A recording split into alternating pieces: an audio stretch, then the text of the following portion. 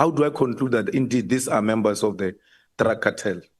Honorable Member, the details can be presented by the team as a covert operation. They have the details about it that I might not be able to talk to it. However, a strategy of arrest, of an investigation of a case, you might arrest a person, although in this case you are labeling them as part of Big Five, and the Big Five is involved in this drug syndicate. We might not arrest them for the drug specific, but the bigger investigation that talks about drugs is there, but the charges that we are putting against them are something else. It's a strategy we employ in the police to keep people behind bars until we are ready with a bigger case and we throw it in.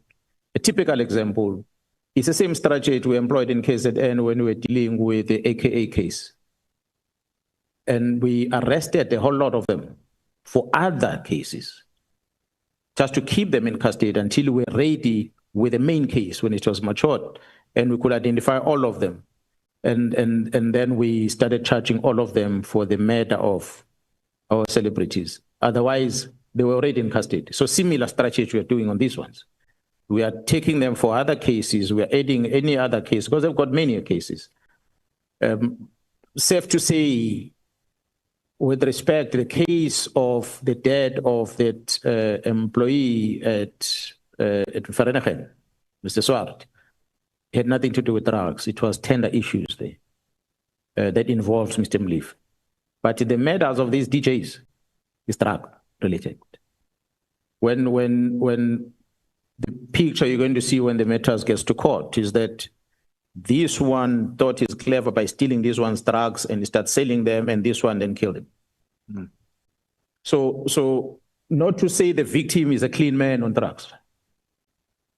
He died because of something that he did wrong to this one.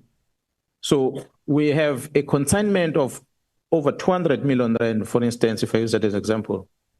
The police in the organization is there to identify exhibit, you book it in the SCP-13 register in the police station, you leave it there. If it's such big thing that you transfer it to another safer storage place, which in this case will be a forensic lab if it's drugs.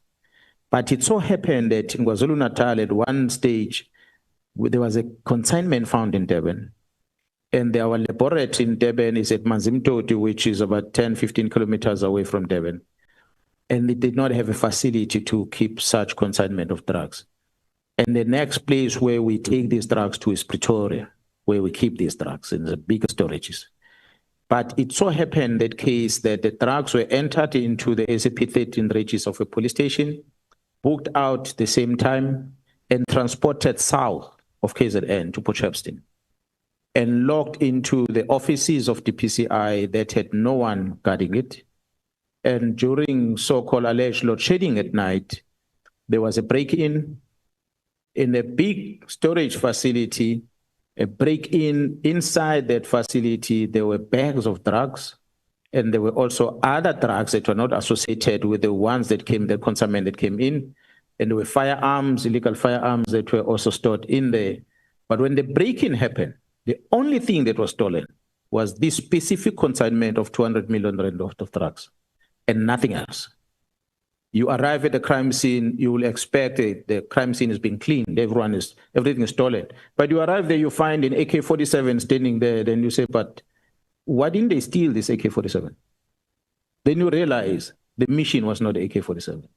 The mission was drugs. So they came to collect what is theirs, and they took it away. They left everything else untouched.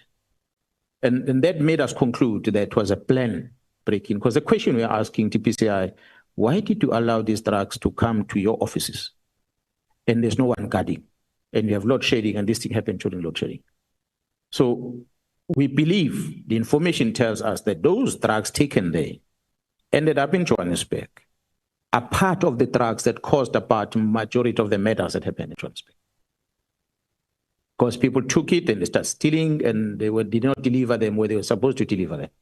And that's what caused the unhappiness from some of the people. So yes, we are not talking about the drugs on the arrest of Mleef, but drugs is part of the problem that leads into the murder. The charge is a murder, but the reason is the drug that comes as a result.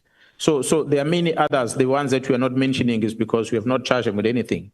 That's why we're not comfortable to even mention them. but they are there. Second last